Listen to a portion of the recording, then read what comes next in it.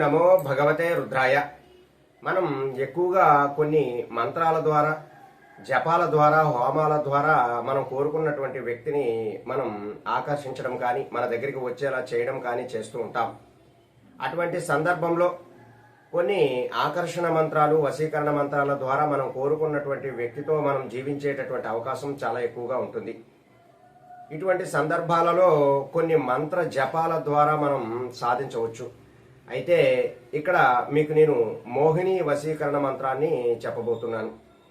మనం మోహిని అమ్మవారు సాక్షాత్తు విష్ణుమూర్తి యొక్క స్త్రీ స్వరూపం.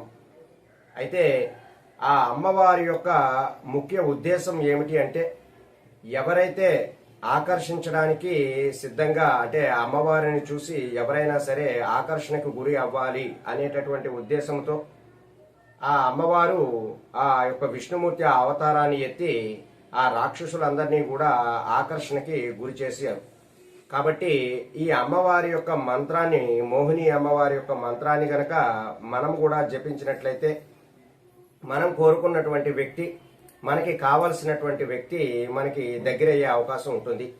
అయితే ఈ మంత్ర జపం ప్రధానంగా ప్రేమికుడు లేదా ప్రేమికురాల మధ్య కానీ, భార్య లేదా భర్త మధ్య కానీ మనం ఈ యొక్క మంత్ర జపాన్ని అనేటటువంటిది వారిని ఉద్దేశించి చేసుకొనవచ్చును.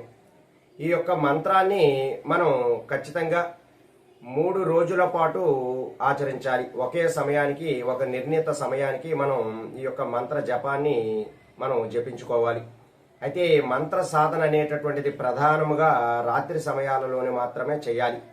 మీరు రాత్రి 9 గంటల ప్రాంతం నుండి మొదలుపెట్టి 10 గంటల మధ్యలో ఈ యొక్క మంత్రాన్ని 27 సార్లు కనుక జపించారు అంటే, మీరు ఎవరిని ఉద్దేశించి ఈ మంత్ర జపం చేస్తున్నారో వారు మీ పట్ల ఆకర్షణకు గురై మీ దగ్గరకు వచ్చేటటువంటి అవకాశం ఉంటుంది. అయితే ఈ మంత్ర జపం ఖచ్చితంగా వారి మధ్య పరిచయం ఉండాలి. అలాగే వారి మధ్య ఏదైనా ఎడబాటు ఏర్పడినప్పుడు ఈ మంత్ర జపం అనేటటువంటిది చాలా చక్కగా పనిచేస్తుంది.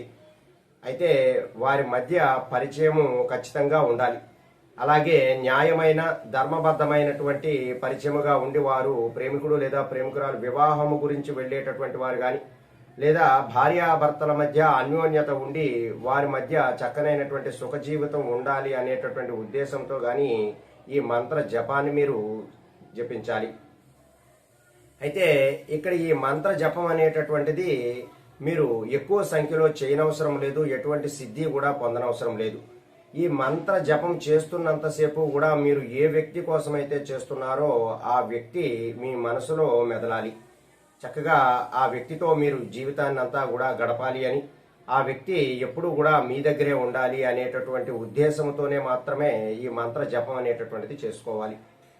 ఈ మంత్ర జపం మీరు సుమారుగా 3 రోజులు చేసిన తరువాత ఖచ్చితంగా వారి వద్ద నుండి మీకు ఏదో ఒక ఇన్ఫర్మేషన్ అనేటటువంటిది తెలుస్తూ ఉంటుంది.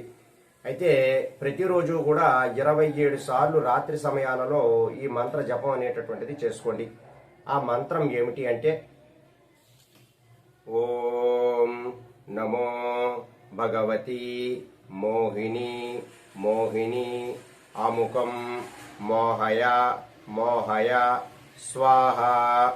మరొకసారి చెబుతున్నాను, ఆ మంత్రం చూడండి. ఓం నమో భగవతి మోహిని మోహిని అముకం మోహయ మోహయ స్వాహ.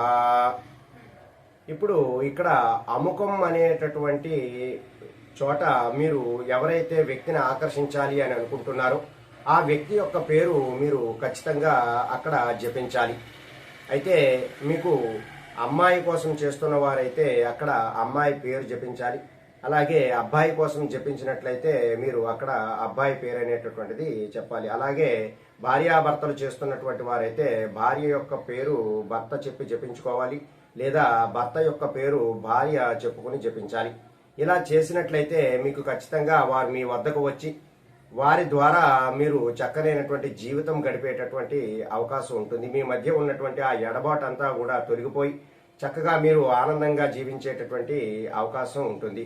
కాబట్టి ఎవరైతే ఈ యొక్క మంత్ర జపాన్ని చేస్తారో వారికి మోహిని అమ్మవారి యొక్క అనుగ్రహం వారికి తప్పకుండా కలుగుతుంది.